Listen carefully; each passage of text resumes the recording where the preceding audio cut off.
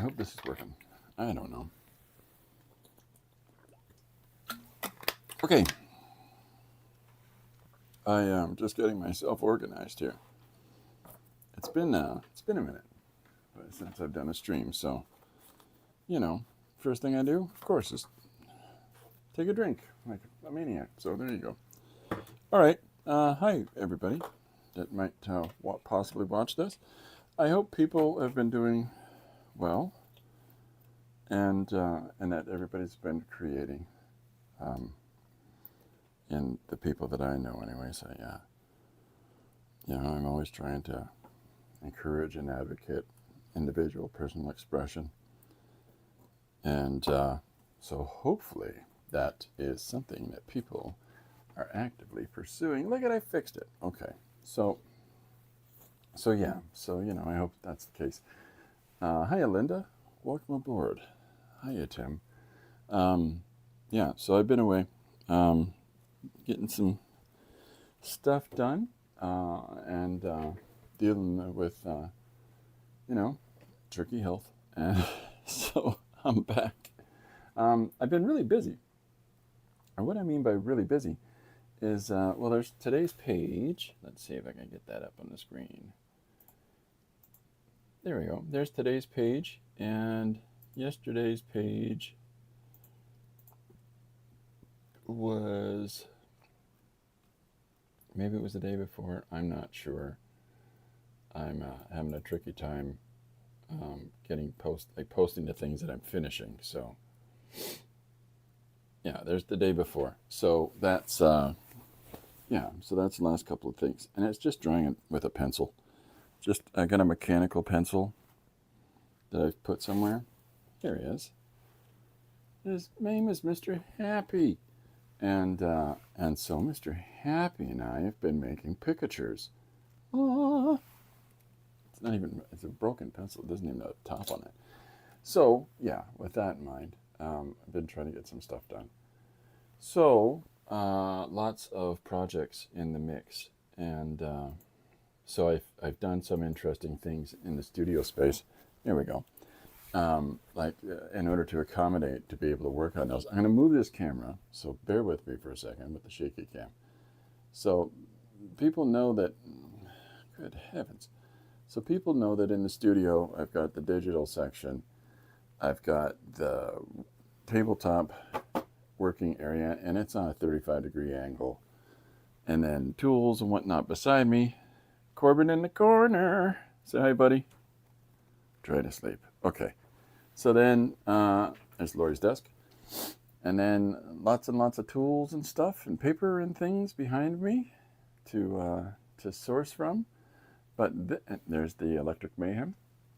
But this is what I just put on the wall this week. I built this easel hanging system here. And as part of that is the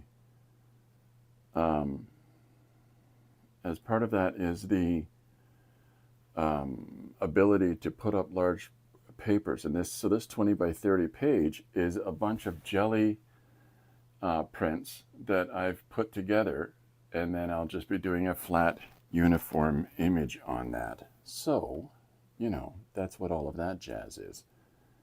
Hiya, Susanna, welcome aboard. So, studio tour. So and I mean, the wall space that I just showed you, that's 6 feet by, good heavens, 6 by 5, I think it is the space. So it's a large area, and what it allows me to do is, because that blue paper that's up there is 30 by 40. So what that allows me to do is all kinds of larger projects, larger illustrations. I've shown some recently with the sketchbooks that I've been doing of these large works, and I've done, I don't know how many since, a lot. I'll show you quickly. Here is, I've shown this. This is the sketchbook that's a 18 by 24, I think it is, and so it's just a whole bunch of structured like example images of different mediums and in relationship for this project for a church, and so that's what all of these studies are, and then finally even going so far as to lay out image after image after image after image, and then finally having them settle in on this one basic type of composition that I gave 4 different potential examples of, color swaths and notes, and yeah. So that's where this is at. And so I've shown this before. So that's one thing. Let me get this out of the road. And then at the end of the month, I've put together a chalk event. So I've got some chalk roughs that I've been doing, but I'm also doing a lot of these sorts of studies. Hopefully it's going to be, yeah, it's big enough in camera. Okay. So this is just quick gestural brush concept images for something else. Hiya, Chris. Welcome aboard. Chris says, it's almost time for me to go to work. Well, I'm glad you stopped in for a sec here. So this is just a broad brush, you know, just big fat chunky brush, and a bit of red on it, and a bit of orange, or a bit of, I think it's red and yellow. The orange comes from the mix. So, you know, this is just wasting some paint that's still on the palette from another project that I'm working on at the same time. And so here's another study, quick doodle. And then there's, you know, some other things that I've been doing. Like this is a more detailed image of a, you know, for a portrait I was working on, and just wanted to play with the idea of light and how that works in relationship to this person's, you know, face, and you know, and then just trying different portrait approaches to things. This is in chalk. That's chalk. So this is where I start getting. Oh, here's a. I'll show you these last few acrylic ones first. There's another one of just plain studying a face and you know, fiddling about, and yet one more fiddling about with that, and not allowing myself to spend too much time drawing those images. But then there are a couple like this and like this where I started getting a little more detailed, a little more refined. So, you know, just a lot of exploration stuff. So there's more. There's just a stack of those over there. And then this is just pencil crayon on, this is just black construction paper. And these are, I think, 12 by 18. I think they are. And so there's one, there's another, you know, just fiddling about, because I got to figure out what I'm going to do in this chalk event at the end of the month, and I need to have that idea in mind before, because I'm at a conference for the days leading up to it. So I you know, it's not like I'm going to be able to put too much thought. I just need to come back ready to go, you know, when I get back from the conference, because I'll be getting back from the conference that afternoon, and the chalk event starts later that afternoon. So, you know, it's busy. So this is where I start doing some tests, some chalk tests. So this is just as the first, the idea of trompe l'oeil, you know, is where you have fake dimensional space on a two-dimensional surface, a three-dimensional space on a two-dimensional surface. And so, you know, you paint like, it looks like there's a door leading to the lovely garden outside on your wall, and you do your best to make it look as realistic as possible so that people think, oh, I didn't know you had a garden in the back, you know. You're on the third floor of an apartment building. So, but when you're doing it in chalk, because you're working on the flat ground, you know, some kind of cement, stone surface, whatever it is, you know, concrete, parking lot, asphalt, whatever it is. If you want to get really have some fun with it, try to make it look like you're looking down into the space. And so one of my thoughts I had was Daniel in, Daniel in the lion's den is just the first idea that came to mind. So this is me starting to fiddle about with that, and then thinking of so this is this is the whole thinking about it in a larger sense. The challenge, of course, is where you stand as the viewer, right? So if you can imagine this, lay a piece of paper on the ground, and then stand beside it and look down on said paper. And if you have the facility, like a stick or a ruler or something around the house, that you can figure out your eye line to the page, that angle, okay? So you have to draw things in accordance to that perspective, that angle of your viewing. So if you were going to imply depth, if you're going to imply some foreshortening techniques in order to make it so that it seems like, the character is maybe sitting on the edge of a thing with lions down below, whatever, then this is why I'm testing it out, because I haven't done this in some time. So this is me just testing out the idea that where do people stand? And it's hard for me initially because of my height. That is nowhere near the angle of view that most people have. So I have to try to figure out how to draw this so from the perspective of, so if people are standing on a sidewalk that's a foot or 2 feet outside of where the image is, looking down, then I need to take into account an average height of, let's say, 5'5" through 6 feet, right, for people, and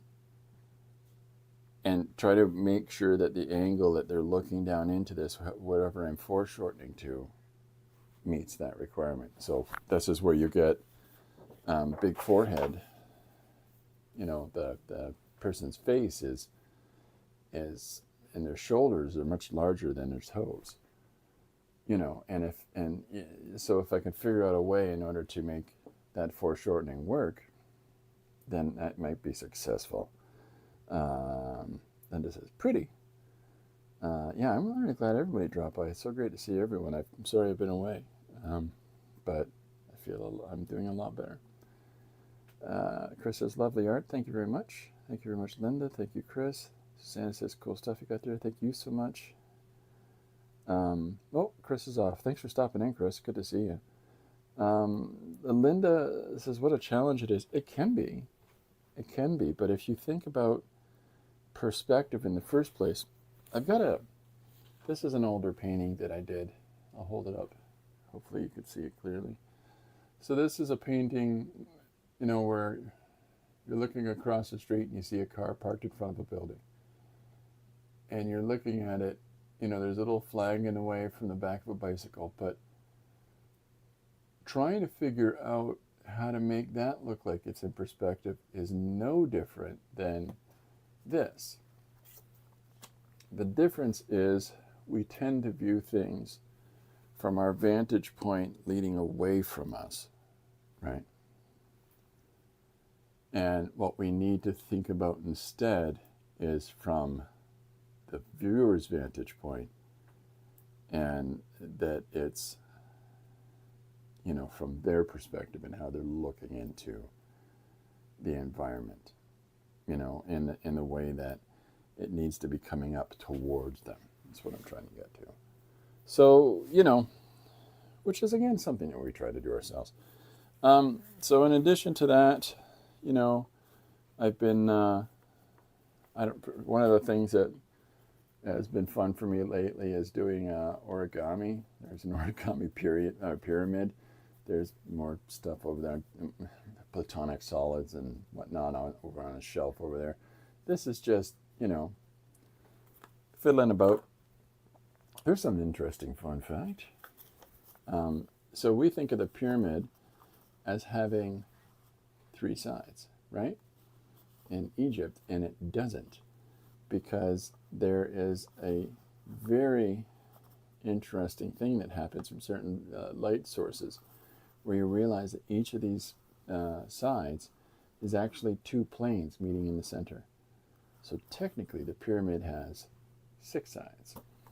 Anyhow, so the other thing that I've been doing is I've just kind of lost the plot here a little bit, and just give me a second to sort some things here. Okay, so this big old stack is, I've been doing all of these surfaces to work on with jelly plating. And yes, Lucy. Oh, we got a new cat. Come here. What's the matter? So, my cat baby passed away last year. Lucy. And, Corbin's been lonely, so we got him a friend to have around the house. Lucy's a year old, though, so she tires him out all the time. And let's see if I can get her to come over here. Cat treats. That's always the secret. Oh, Corbin's here already. How you doing, Bronco? You want to come on up? See if I can get Corbin in.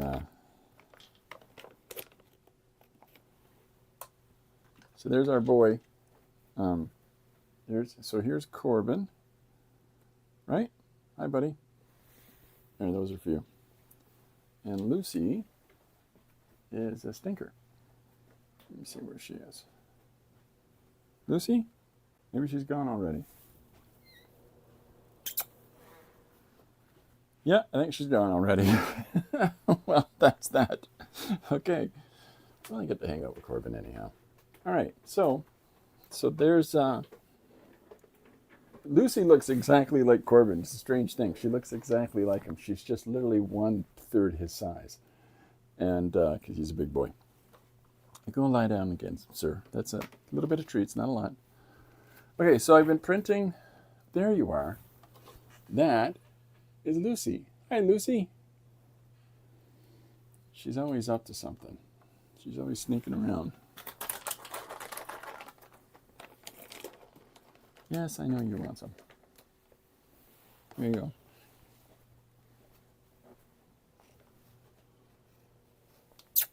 Well, now she's under my desk. Hi. There you go. There you are. Okay. Enough of the bribing the cats with goodness.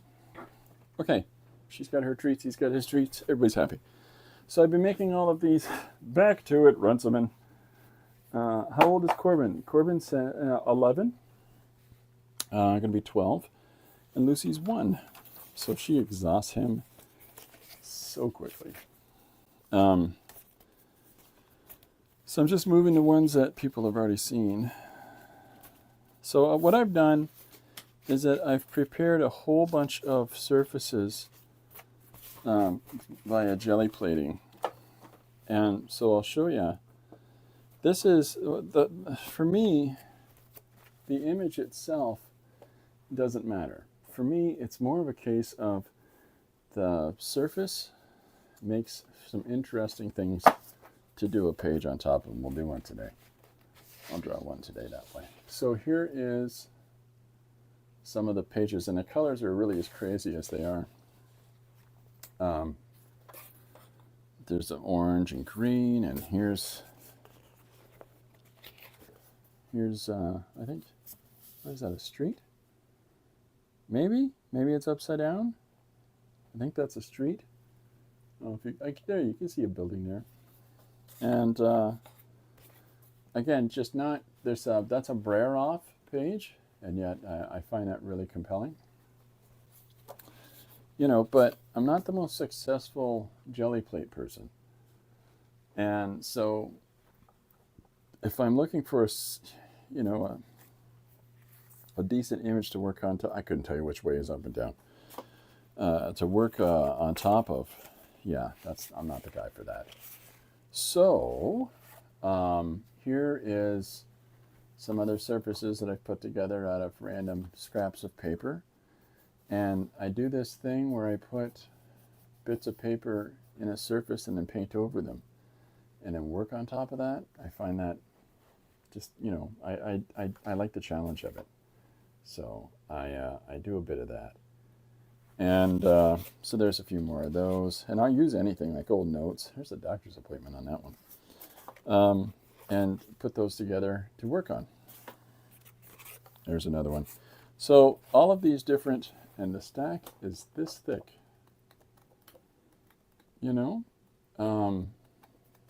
So yeah. So another one of the things that I did, and I'm looking forward to trying these out. I'll show you these. So these are stickers of numbers, okay, and letters. There's the whole alphabet and 1 to 10. And what I did is that I took these and I put them on a couple of pieces of cardstock. Here's the other two. And then I started transferring those. So these are the stickers on a brown cardstock paper. And really pretty brown.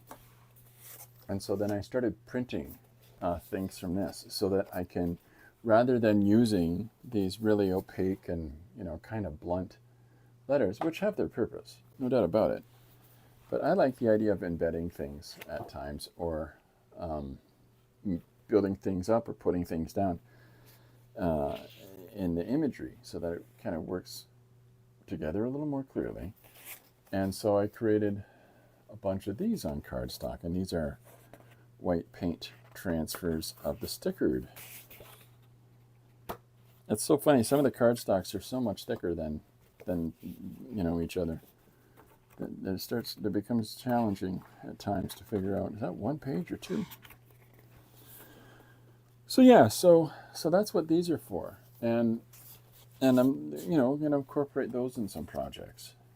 So here's some more. There's another brayer off there, and here's where brayer off with a little bit of fiddling about with palette knife, and another brayer off. And so all of these different surfaces, and then I started doing a little bit of monkeying around with lines and stencils. Not a lot. I was going through these like a machine. So much so that further crafting of the images, I think, is secondary. But again, I couldn't. Maybe that's an engine. I think that one of these things is an engine. Maybe it's that one. No idea what that was. This is a photocopy from one of my sketchbooks of those roughs that I did for that one project. And I just did some rolling, some color over top. And I'm like, hey, that's a great thing to draw on. So you don't need to throw your stuff out. And then these things I'm thinking may well be utilized for together for a story, because I took this image of a big generator device and I transferred it somewhat successfully, not great, but I think and they get worse over time. So because I did multiple transfers from this, that's purple on this with a gold paint behind it. So it kind of changes the value of the purple, but this is the same image. I just transferred it onto a second page. I figured out a couple of really neat little processes that you can do by using gel medium. No, it's matte medium, I'm sorry.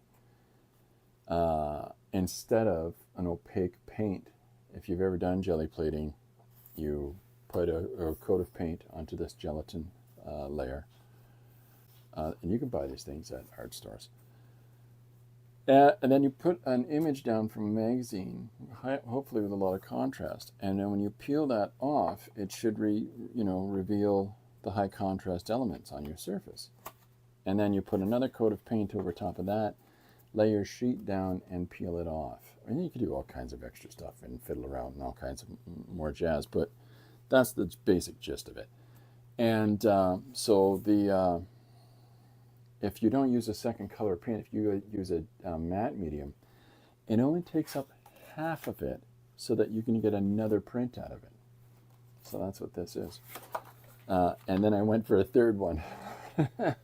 It's pretty destabilized at this point, but that kind of works. And then here is a really destabilized one. And so really these kind of work in series to one another, so that maybe I can do a connected story with these pages as the backgrounds. And then this is the opposite direction. So there's two different sets that I've printed there from the two different, like a double page spread image. So, and then here again is some more Braille off images and so forth.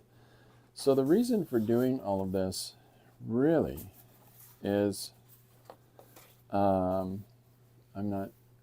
this is a collage element. That's just something I thought was keen, and I just, after I used it to transfer to the jelly plate, then I stuck it on a piece of paper and I fixed it down. And there's the last one. So that's these things, and of course the other part of that, and I've still got some left over for when Yolanda sent me a bunch that I'm going to be working with as well. So the other thing was this. Now these sheets are 11 by 17 pieces of paper. That's a Braille off, but I kind of like this quality because there's a sky, like maybe that's something that we can utilize. Here's some far more opaque Braille off, which could be some sort of water element. We'll see. Part of my coffee. And then here again, just using these Braille off surfaces here to work towards this collage element like I just showed you on that board. And then this is where I've taken my jelly plate and I've done two really destabilized prints onto this paper. And what's interesting is whenever the paper bunches, you get these really great lines in there. I like those. I like them a lot. Good. So here's a couple more, but you can see the shape of the jelly plate now. And then I brayer off over top of these. And a brayer off is when you take your brayer or your roller that you charge up with paint, put it on the jelly plate, and then you take a piece of paper and get the excess paint off of the brayer by rolling it out on a paper. That's why brayer off, paint off brayer. So here's a little more successful jelly plate prints. What those objects are, I couldn't tell you, but here's some of that wrinkling stuff I told you about. So this is where I made a bunch of these, and then, of course, the last one. So this is where I made a bunch of these, and there's some look at some really interesting, and hopefully the camera picks up that just wonderful texture on the paper. And so I'm going to move this again. So this is where I utilize these together. And I use some masking tape, and then I'm going to paint some more blue throughout here and white throughout here and unify this. But putting together a bunch of those sheets that I've,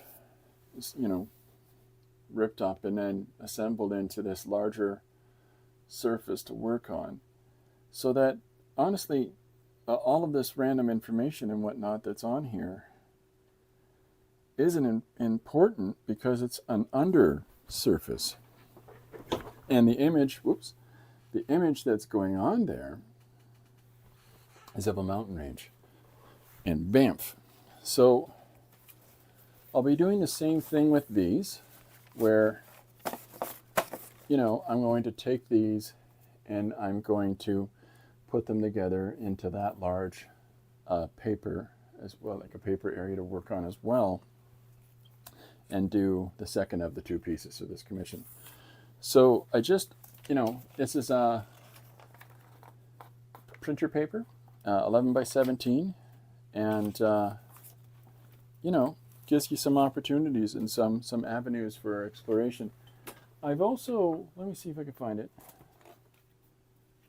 Yeah, so here's the last two drawings I've done. So this is today's. Now you can see that I tried to jelly plate just the remainder that was on a plate. I put some gel medium on, and it was just the detritus that was sort of left over after a couple of prints. And I put that material onto here and gave this wonderful modeling effect. You know, and I cut back into it with a white Posca marker and pulled some of the white lines back out again. You know, but this is just drawn with a mechanical pencil.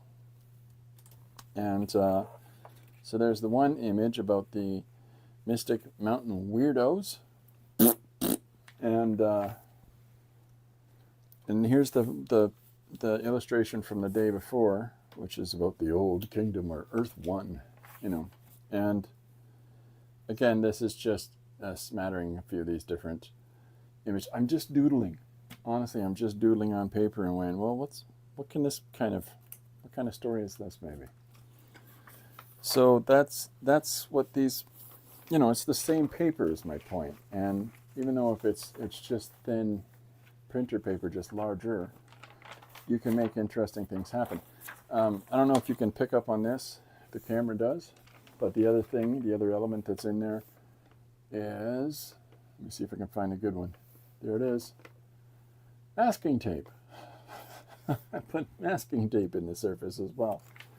So like you saw up on the board over there, and extra little pieces of paper like you saw on one of those assemblages that was over here earlier. So, you know, there's a bit of consistency throughout these different surfaces that I've been preparing, so that, you know,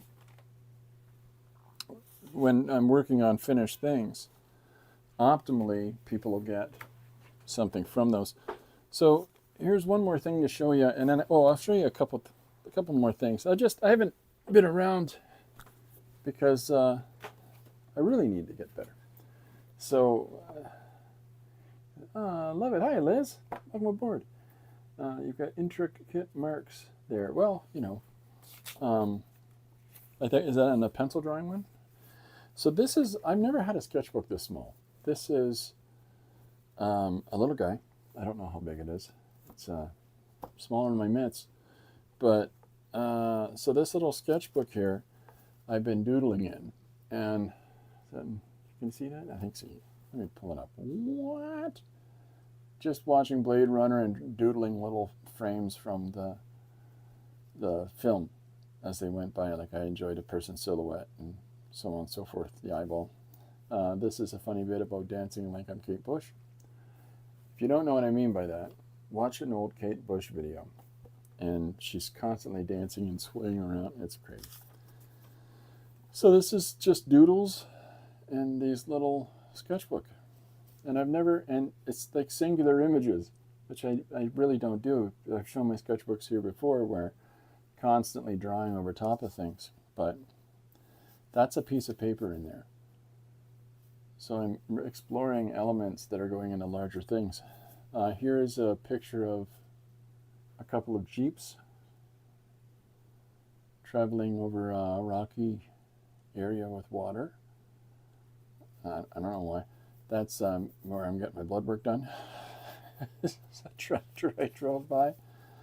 This is just a van moving into over a bridge area. There's some masking tape in there and things like that. Drawing on top of some scribbles from one of the kids in my classes. This is a pole with all kinds of bibs and bobs off of it in a subway. So hopefully it looks like a subway in the background. That's the people sitting in front of me at an event that we went to. It was a magic show. And there's a view of the city. And this is just blue with some tape underneath there, waiting to be drawn on. And there's the tops of some trees that, and then underneath for whatever reason, I put this guy down here instead of, I don't know. So, but it's fun to carry a little sketchbook like that. And if I encourage people to do that and to really just go for broke in it. Now, these are, I'm going to go through these fairly quickly. And, so this is this big stack of 6 by 9 pages of cardstock, okay? And some of it's assembled from multiple small pieces and things like that. But, and this is me just trying different things and illustrating different little images. I did this as a story that, well, that's a fine howdy-do. I don't know what to do with any of these things, but this is just all the stuff that I've been producing while convalescing. So, this is just having fun. It's a dance party. Guys' heads, bright lights. Here's a nice cold guy. There's an armpit. I don't know. There's something, I did a pencil sketch and then I covered it up in paint. I'm going to try to pull it back out again and use that value from behind. There's more of the little cuts and leftover pieces of cardstock.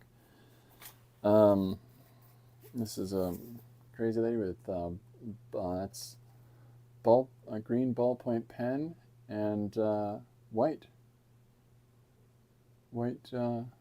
That's pencil crayon, I believe. Didn't like the eyes on this character, so I went over them, and I'll have to put them back in because that looks really creepy. This happy guy. There's a little bit again of that stamping off the leftover material that's on the jelly plate. Starting to play with that a little bit. Just started scribbling something here and never went anywhere with that. I do it a lot. Here's another one. So I like working over top of colors. So even if you just scramble some paint on a surface and just leave it there, if you don't feel compelled to do anything further with it, because then maybe you'll come back like this with some pencil crayons and start putting an image over top of it. And so that green is underneath parts of here as well. But it gives some interesting stuff like around the nose and that. Here's a couple of kids looking down at us. This guy behind them. I have to finish that. There's a face in here, half jelly plated over this. So I'll have to pull that back out again. So I've tried even jelly plating over drawings that I've been doing. Here's and then I'll have to bring parts of that back out again. Here's another one of those. So I've got to bring that face out once more. Some of those elements back forward and blend that jelly plated material into the background. But it just gives a little more something to our smiley guy. Here's another case where I didn't like the eyes, so I wiped them out. This is in charcoal.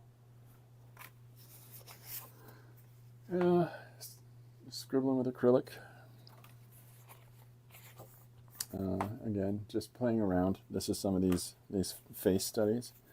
And then I think I've shown a bunch of these already and done little stories with them. And, here's some elements to go into those two images just to give them something more. There's a lady and a ghost. This Laura's. I have no idea what the story is here. I just tried to draw the same thing over and over again. And yes, we live in an age where you can just photocopy it and reduce it down. But where's the fun in that? This I drew during a stream. This is a ballpoint pen and white pencil on orange cardstock.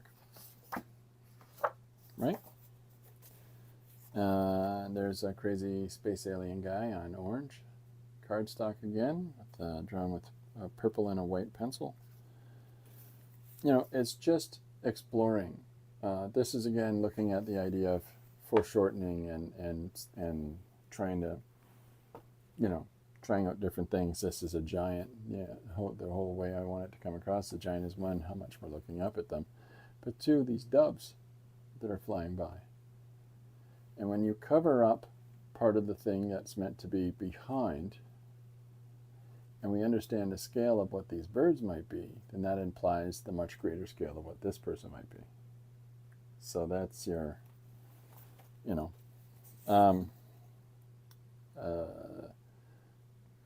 insect lady. I'm not sure. Just again scribbling and playing. This cat's hot on the color. I don't know. I'm such a nerd. And that's acrylic paint. And I think a red pen, maybe. Here's a green guy. So this is just playing with the idea of all these different types of characters with different colored skin and the space story. Blue lady. Give her Afrocentric features, just because, why not? It's just a collage of random little bits of business.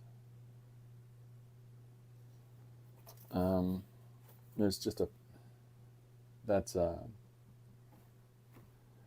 there's black pen, Zipatone, pencil crayon, all kinds of silly business in that.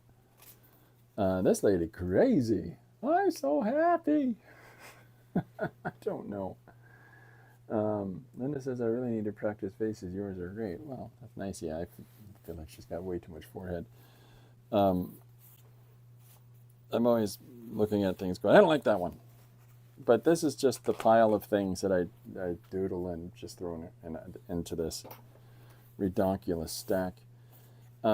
This a space alien from a book I was reading.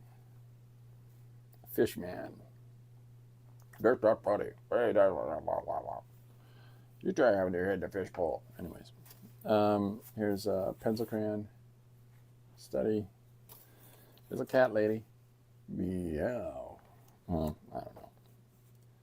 And that's brown ballpoint pen with white paint marker, white pencil crayon, and a little bit of orange marker, I think, maybe. Here's another one I posted. This is a character who's orange, And here's another one on pink. And this is just straight out acrylic like the last one.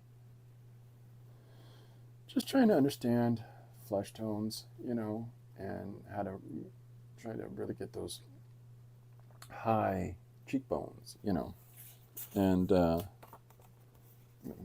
space alien, could you show me where you buy chocolate milk? I don't know what that character is, what we're thinking. So here's here's this silly old stack of what now? Who would? So yeah, they add up. If you just do these random things here and there, and they start to add up. But that's all. So I just wanted to show some of that stuff that what I've been up to, and in addition to again, a backlog of pages that I have to put out. So we've got, all kinds of things. I'm still doing one-page stories from Suggestions. I started scribbling one today and trying out my big wall piece here. So I started doing one from a suggestion today. And so this is, I'm all over the place. So this is a couple of angel characters in repose. And this is two 11 by 17 sheets just taped together. There's some tape here and tape down the center and bits of tape in there and pencil work over top of it, like in here, and there's a piece of tape through there. And so I think I'll paint this up, just for skez, right? Here, I'll put them over here so you can see them a little clearer. There. So here's these two angelic being types. And again, just grab a red pencil and, when you're drawing on a surface like the wall unit that I have over here, and you're parallel with the surface that you're drawing on, it really encourages a person to stand back from the surface that they're working on and extend your arm out.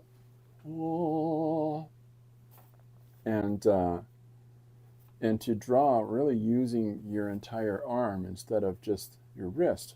And by using your whole arm and your shoulder and allowing yourself to just find some marks as you go through, this is how you can get some of these fun angular cuts or some nice little sweeping shapes, because you've got this far more mobility and far more energy in order to put in the stuff. So a lot of people, when it comes to having a space to work, if you have a wall and you can pin up some paper or some drape some canvas, whatever it is, onto that wall, mount a board, whatever it takes, and to just work on that, then it affords you, to break outside of that tight restraint sometimes that we have when we're drawing on a piece of paper, or making it smaller and smaller and smaller, so like in this working in our lap. There's some tape just sitting on a page already. So the challenge with doing that is that it's a different language that you use with your marks that you make. Here is, I guess, the last couple things I've got prepped right now. And so this is what I'm referring to. So this is a plain whiteboard, okay? A foot square.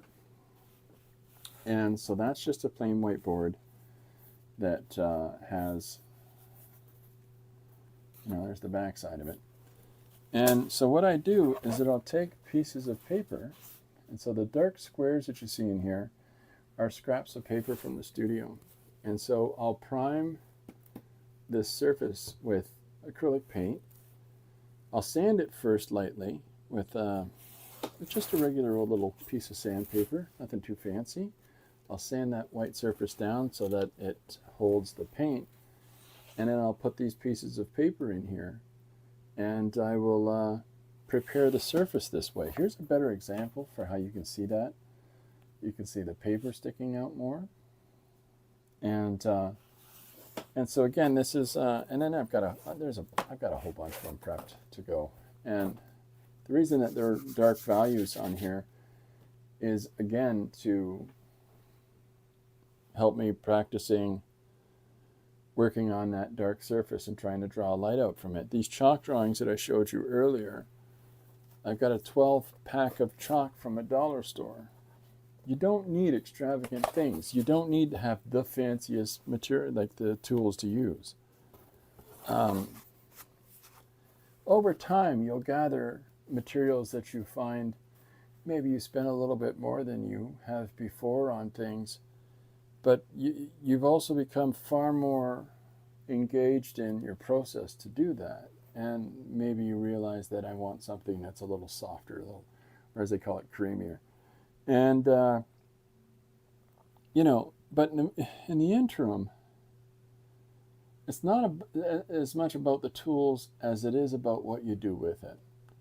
So don't ever think that somebody else has all the bells and whistles, and if I had bells and whistles, I could do X, Y, Z. Don't do that to yourself. Allow yourself to be able to find the things that you can, and to explore and make the marks that you're able to as you can with those, and that over time, your circumstance of what materials that you have or don't may well change. So, oh boy, oh, he's got a blanket on him. Woo! So yeah, be aware of that. But save things like this is all just bits of paper, right?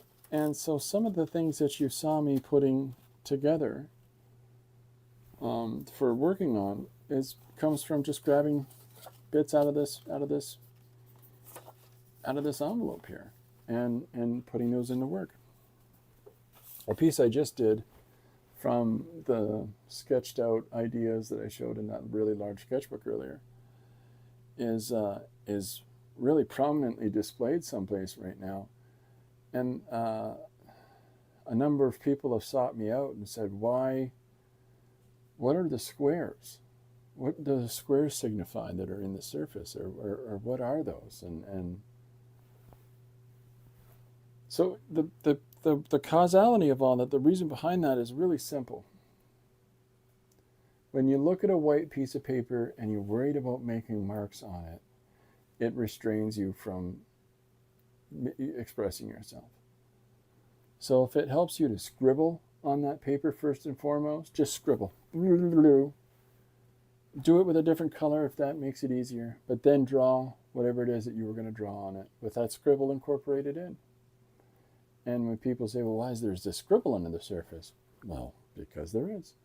They don't need to know. That's not but it's something that if the mistake is already made, if the paper is already marred, what do you have to worry about for whatever you do on it? What you can't.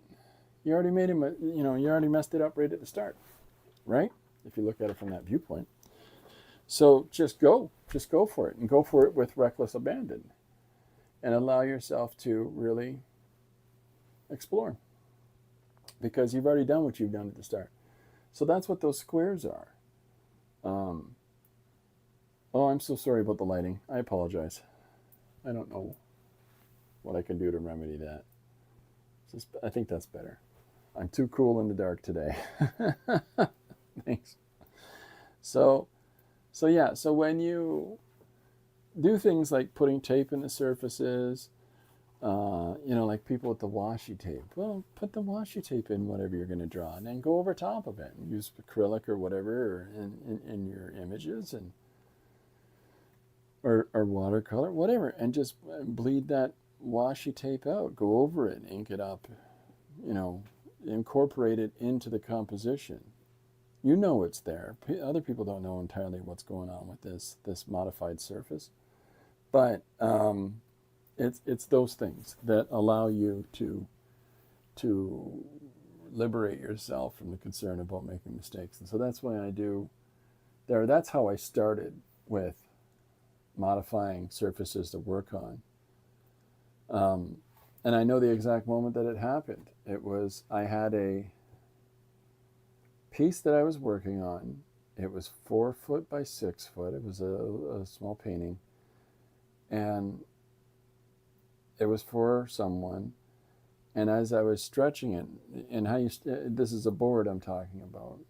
How you stretch board is by just nailing it to the frame, right? And why that's called, why you still call that stretching is because, well, it keeps the board from warping or doing whatever, because it's affixed down to the surface. But as I was putting that on, I slipped, and I leaned over and I put my hand, like I broke the board. And so that was very frustrating. And so, I got really aggravated by it, and I, just, stupid board. And I ripped the board into pieces. And we're just talking about a really thin piece of masonite. And so then I'm sitting here going, well, you've done it now, Christopher. This is what you had to paint on for this project. So what are you going to do? So I just nailed the boards back down. I nailed them back together, and with a couple of little openings in that surface, and some, there's some deregulated surface now because of where I pulled a piece off of the masonite board. So now there's these wonderful revealed layers and spots and things like that. And I just primed it and did the painting on it. And when it went to this gallery, one of the gallery directors said, "That's so fantastic. What made you do that?" And I said, "Well, it was I fell on it." I realize now in hindsight I should have said, "I just thought I'd destructure the surface in order to give it some more intrinsic value for the composition." But that's not me. I told her what I did. I leaned on it and broke it, and that's what I had to work on, so I put it back together. And the gallery went, I understand. But I think maybe they were disappointed because they were looking for some sort of nonsensical thing. But those happy accidents are the things that give us an opportunity to further investigate stuff. Like drawing a one-page story on a jelly-plated surface, it's fun. You got this green base, and what am I going to do with this, and how am I going to tell my story, and use this rather random surface to work on, right?